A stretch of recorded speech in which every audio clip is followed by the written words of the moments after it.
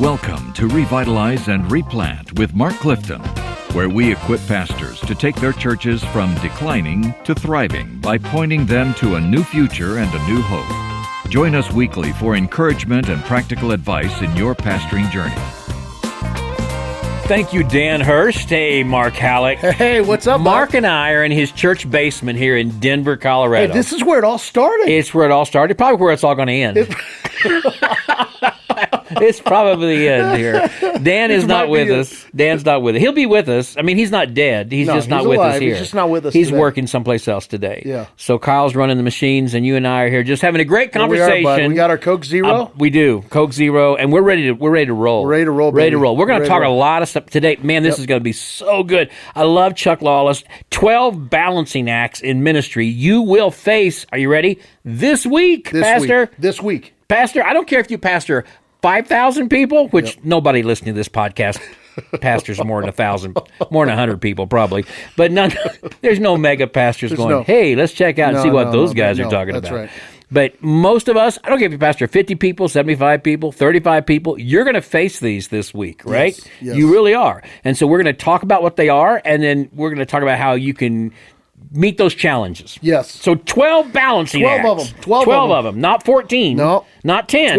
12. And they're already thinking there's no way they're getting through 12. Yeah, well, we're going to do it. We're going to do it. We're going to do it. Number one, go. You ready? Number one, doing pastoral care versus leading the organization. Oh, man, I'll tell you what. If you're not careful, you will spend all your time in one or the other. That's right. You'll be leading, and you're neglecting caring for people. That's right. Or you'll spend all your time caring for people, and you're right. neglecting leading. It's why we talk a lot about being a visionary shepherd, right? There you go. And it's those two things. And it is a tension. It is a tension. But we have to live in that place. And let me just say, guys, if you don't feel that tension, something's wrong. Yeah, that's right. If you don't feel that tension, if you just all into pastoral care and you don't really care about organizational leadership, that's a problem. Or if all you do is organizational leadership and you don't really care about, you've got to learn how to balance that in your life. That's a good point. Let me say this as an application. If you tend to, all of us kind of are one of the spectrums. If you're more of a leadership guy, it would probably be good for you to read a good book on shepherding care. Oh, yes. And if you're on the shepherding care side, it would probably be good for you to read a good leadership book. And so you need to look at your calendar every week and say, how much time am I spending shepherding my flock? How much time am I spending leading the organization? Because you're going to have to do both. Yep. Now, obviously, you can delegate some of that out. But you're going to have to do some, especially as a normative-sized church pastor, you're going to have to do both. Okay, number two, you ready? I'm ready. Focusing on private study versus doing public ministry. And what often happens in our lives, especially bivocational pastors with you're the single staff, you end up winging it more than you should. You don't spend enough time in private study because you're so busy doing public ministry. What's public ministry? Funerals. Hospital visitations, counseling, maybe doing things in the community, those things that take you out in the public, and you don't have time for private study, and you go home and your kids need you. You want to go to your kid's game, your wife, you got to spend time with it. We'll talk about that in a minute. But all the other things that take up your time, and if you're a bivocational pastor, then your secular job is incredibly important. And so all of these things, the tension is not bad. No, that's right. In fact, it's actually good. Okay. It's what do we do in the midst of the tension? Exactly. How do we deal with it? And I think with each of these, maybe we should have said this at the beginning, but I think you've got to be honest. I've got to be honest about which of these do I swing toward more easily. So like on this one, focusing on private study, some of you love to study. In fact, if you could just spend all day in your study with your books, you would be just fine. Less you like people, the more you like to be alone and study. Right. You want to be alone. Others of you are the opposite. Yes. You're like, man, I know I need to study, but it kind of feels like kryptonite. Right. I just want to be with people. I want to go do stuff. Right. So again, part of what is the genius of this article is recognizing humbly who you are and in which direction do you need to make sure you're growing and pushing yourself. Exactly. And that's the point. You've got to be growing and pushing yourself. Don't just go to your normal go-to. Okay, but make sure you are, again, looking at your week. How much time am I spending in public ministry with people? How much am I spending privately in my own study time? Number 3, concentrating on new members or on long-term members. Oh, man. Give us some wisdom, Clifton. Give you some Give wisdom. us some wisdom on that one. That's a tension. Well, as sort of a natural born salesman, a natural born Barnum and Bailey, a natural born promoter, dude, I love to hang out with the new guys. I want to close the deal. I want to bring in new people, and I have a hard time sometimes with some of the folks who have the same problems week after week, month after month. We're hitting the same nail with the same hammer and the same board, but they need pastoral care. Yeah. Likewise, some guys are a lot more restrained. They don't really encounter new people very well. They feel much more comfortable around people they know. And again, without being too repetitive, which we've already done here, we're already too repetitive. All of these things mean you've got to figure out who you are and lean into the awkward. That's right. Lean into the awkward. That's right. But you cannot only prioritize working with new members. You'll cause all kinds of problems with your established members. They'll say you're ignoring them. On the other hand, if you don't have a strategy to follow up on some new folks, you will lose them. And to pursue new folks. We talk about that in the previous podcast. Yeah. You've got to pursue them. All right? That's great. Number 4, go ahead. Okay, number 4 is doing evangelism versus doing discipleship. Yes, and we want to be careful there. What do you think these two things mean? Like, so what do we mean? What do you think he means by... because obviously both are important, but what is the distinction in your mind between evangelism and discipleship, maybe in this I context? think, for example, at Linwood, the church in Linwood, Kansas, there's some folks there who come on Wednesday nights to our meal, and they really aren't believers yet, okay? They're there to learn, and so really focusing on having some good relationships with them so that you can share the gospel with them and be intentional about sharing the gospel with them, finding out where they are in their spiritual walk and if they've ever had a conversion experience, and really, and then on the other hand, you've got some people there who come on Wednesday nights who've been Christians since Jimmy Carter was president, right? And you want to be able to help them grow, not just be stagnant where they are. Yes, not just the same place they've been for years, but how every week they are growing to love Jesus more and become more like Jesus. And frankly, as a pastor of a normative-sized church, you may not have a lot of people, but you've got people in that spectrum. And you've got to make sure you are focusing on how am I communicating to this person and this family what it means to be a follower of Jesus, and are they a follower, and how am I giving them an opportunity to make that commitment to Christ at the same time? How am I helping this 83-year-old widow become more like Jesus every week? That's a great point. And it's something you do both and always. It's a both and. But again, we tend to lean to one or the other. Yep. Right? This is also why, again, guys, we have to make disciples who make disciples. You can't be the only person in the church who is who's discipling people. Like you how are you training one or two maybe women or one or two women, one or two men to become disciplers themselves? I think that's hugely important, as well as evangelists. As well as evangelism. It's both and. It's both and. But as a pastor, we're talking about as a pastor, you need to spend time doing evangelism. Yes. Guys, if you don't, it won't get done, and you won't model that for your people. Absolutely. As a pastor, you need to spend time discipling people. Now, I realize we're talking, a limited number of hours in a week, but the Lord can multiply your time if you ask Him to. Yeah. And let's be honest, we all waste a lot of time we don't need to waste. That's true. And one of the things this podcast, this episode is making us realize is time is important. And we've got to be careful what we do with our time. Otherwise, it gets away from us. Absolutely. Number 5. Okay. Budgeting for staff versus budgeting for ministry. Now, what does that mean? Well, acceptable budget percentages. Look at our money. We're talking about money here. Yeah. So how much of our church's money goes for staff and for insurance and for utilities and for your salary? And how much of it is going to impact not only the world through the cooperative program and your associational missions, which absolutely is foundationally important, but what about your neighborhood? What about your community? How are you helping locally? And so you look at, just as you have to struggle with, I shouldn't say struggle, just you have to learn how to work both evangelism and discipleship, both ministry to your ongoing members and reaching out to new members. Same way, Mark. That's so true. Same way. What about money? Talk to him about it. Well, and this is why I think, guys, I know a lot of us as pastors, I don't know, some of us get really excited about the budget. A lot of us don't. Yeah, it's true. But here's the truth. We have a responsibility to help oversee. This is part of our responsibility of overseeing the congregation. How are we using the funds? How are we stewarding these funds in a way that brings glory to God? And I would challenge you to look at your budget honestly, prayerfully, in light of this. What percentage, or when I look at this budget, does this scream, man, we are all about us and caring for us? Yeah.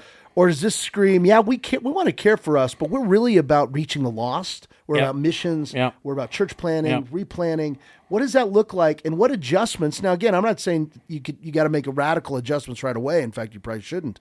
But how can you begin nudging in one of those two directions? And also, we're talking normative sized church. Well, all churches, even large churches, certainly they deal with this. But normative sized churches, you don't want your pastor, and if you have other staff, you don't want them to live like paupers. Right. You don't want them to be under incredible financial stress. They're not going to have the freedom to do the ministry they need to do. On the other hand, you don't want 90% of your income going just to staff and budget. You want it and budgetary needs to manage the building. You want money to bless people. That's right. And so again, it's one of those things, guys, you can't just ignore it and let it happen. You've got to be intentional about it. And the point of this particular episode is not to deal with this, but there are ways you can increase your giving for missions and for local projects, and we need to talk about that. No, that's but don't good. just give up and say, well, we can't. But look at those percentages on a regular basis, all right? Number For 6, sure. changing things too quickly. Oh man, this is changing things too quickly versus changing them too slowly. Man, a guy listens to our podcast, so he's going to know this. Man, I went to lunch yesterday with a guy. I just love this dude, man. He is so cool. He's a layman, but he's a lay preacher, and he wants to go to dying churches and preach at them. He's a very gifted guy. He can do anything. He could do anything he wanted to, but God's called him to do this, and so he's just starting out, right? I said, "Who are you reading?" He said, "I read Martin Lloyd-Jones. I read Alistair Begg." He said, "I read the Puritans." I go, "Oh, you're my guy." He goes, "But I'm going to this church." He said, "There's 8 or 9 people there, elderly white people. The whole community is African American now." Wow. And he said, so I got up and he said, I told him, I said, "You guys need to repent of your attitude toward your black brothers and sisters." I said, "How'd that work for you?" You got to time that right. Yeah. You try to make too many changes too quick, they'll just fire you. Oh, man. And again, we've talked about this before, but again, we come back to a lot of these themes, you guys, on this podcast, because I know for me, we need to hear them over and over.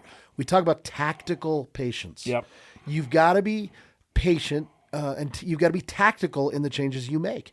And the bottom line is, until you've earned the trust of the people, and this is where you've got to honestly be humble before the Lord in all your excitement and say, "God, are the people really ready? Yeah. Have I done the work to win the hearts of the people, to earn the right to lead change? Or am I rushing this thing and it's going to backfire?" Yeah, and you do want to call people to repentance. Don't misunderstand me. But there's a way to do it in a context of pastoral leadership. Where you've been there longer than 30 minutes? Yeah, longer than 30 minutes. That's probably my point. So changing too quickly. And we're gonna change change the stage area. We're gonna get rid of this Sunday school room and put coffee room in here, and not talk to anybody about it, not process it with anybody. Just come in because it needs to be done. Right. We're gonna change the bulletin because it needs to be done. We're gonna change the sign because it needs to be done. And you don't process that with anybody. You don't have the right to do that. Number 2 is not changing enough. Yes, or way too slow. Being afraid to make any changes. Totally. I think you and I will experience this. You'll be amazed if you come in with a humble posture and say, "Okay, Lord, I want to lead as you've called me to lead. I want to be prayerful. I want to be patient." But you'll be amazed that most dying and declining churches are ready for some changes. For some change. I was shocked when I came here. There were things that they actually expected me to change. Here's important. Find out what it is they don't care that you change, and change those things first. Ooh. Change the things they don't care about. Oh man, that's first, good. And then move. Okay, we got to go. But again, balancing moving too slowly, moving too quick. That's tactical patience. Yep. And one of the things about tactical patience is just because I don't change it doesn't mean I agree with it. Yeah. And doesn't mean it's never going to change. Number 7, spending time with family versus the church. Now, again, I'm going to just read what he says. These responsibilities do not have to be mutually exclusive and should not always be mutually exclusive. In other words, I remember Rainer used to always say to me, "Clifton, if you try to balance church and family, you'll never balance it. Your church is your family. Your family is your church. Your wife and your kids, they are your church members. And when you love them and you spend time with them, it's not that you're not caring for your church. Listen to me. You're actually modeling for your church what a Christian husband is to his wife and dad to his kids. So don't look at it as oh yeah, I'm spending too much time with my family. Now, obviously, you got to get work done in your church, but the time you spend with your family is your work. Yeah, that's okay, good. that's really critically important. Don't feel guilty about that. That's right. Number 8. Reaching our neighbors versus reaching the nations. Again, in a normative-sized church, you don't want them to never think about their neighbors. You know, sometimes in a normative-sized church, they'll do a good job of missions promotion. Absolutely. They'll do Christmas Child, right? Oh, yeah. They'll do Operation Christmas Child on steroids. Totally. But the kids across the street, they don't even know their names. Yeah, that's so true. That's the problem. And so, especially in a normative-sized church, make sure you're not just reaching the nations through Christmas Child or through the International Mission Board, Lottie Moon offering, Annie Armstrong offering. Those are great. Yep. But what are you doing in your school? What are you doing across the street? What are you doing in your community? Don't lose sight of that. Man, that is so good. Yeah. Okay, number 9. You ready for this? Yep. Honoring the past versus preparing for the future. I know. It's so easy when we come in to just say everything starts now without understanding. I love what you said is you're walking into someone's story. And you real quick, talk about if you go to somebody's houses for Thanksgiving. Oh, yeah. Go. So just the analogy that I try to remember is, say you've been invited over. I think about when my wife, when we were dating, I was invited into her family's Thanksgiving dinner. Well, guess what? My job, if I've been invited to someone's Thanksgiving dinner, is not to sit down and start critiquing Aunt Betty's mashed potatoes because they don't taste the way that I think, because everybody loves those mashed potatoes. Right.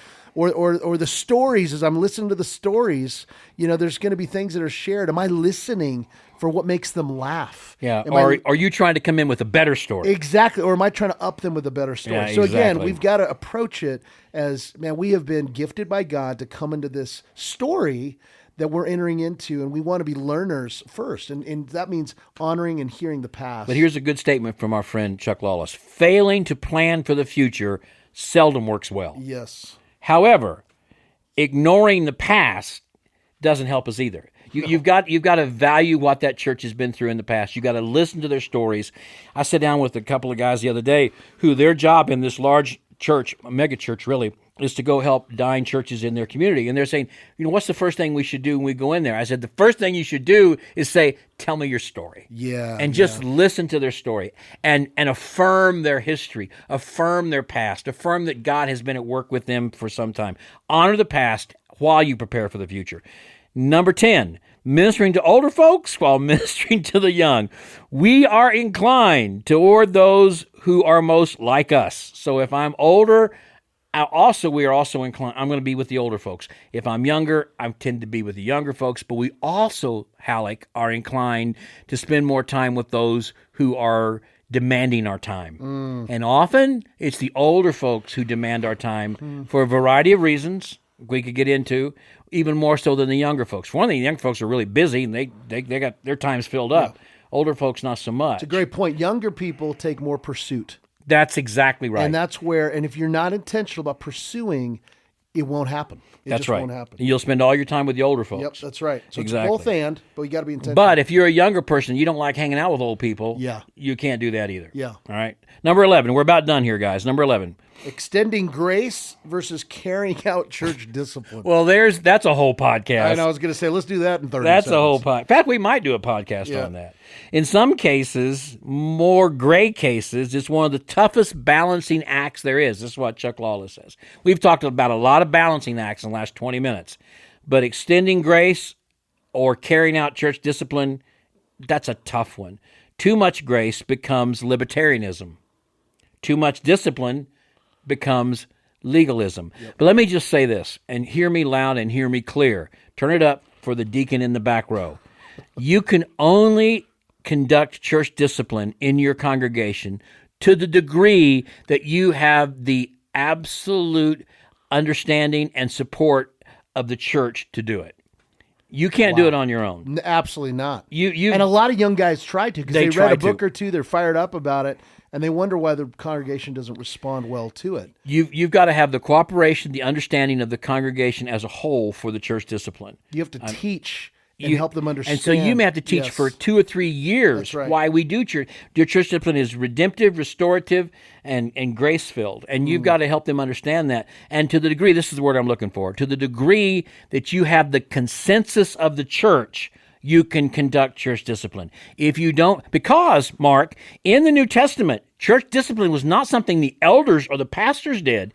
It was something the church did. Congregation, that's right. The members of the church. The members of the church would do that. So you've got to have that. It's not just something you can do or your deacons can do. That's right. And that's a whole other podcast. But I love what he said. Too much grace becomes just, we're too liberal with our sin and we just give up on it. But too much of the other becomes legalistic. Absolutely. Number 12, final. We made it. We made it to the end. Hanging out with non-believers who need the gospel versus hanging out with believers Oh, man. who love their church staff. So basically it's the believers, non-believers. And again, it goes to what you're comfortable. We've all seen pastors who can walk into a room of totally non-believers and immediately just connect everybody there. That's right. We've seen pastors who can walk into a room of non-believers and stick out like a sore thumb, right? Yep. And so we tend to track where we're comfortable.